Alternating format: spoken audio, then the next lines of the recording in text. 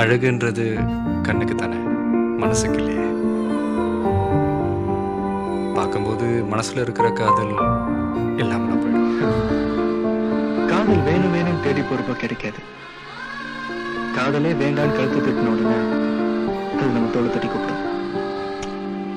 அதாங்க விதிக்கிறது.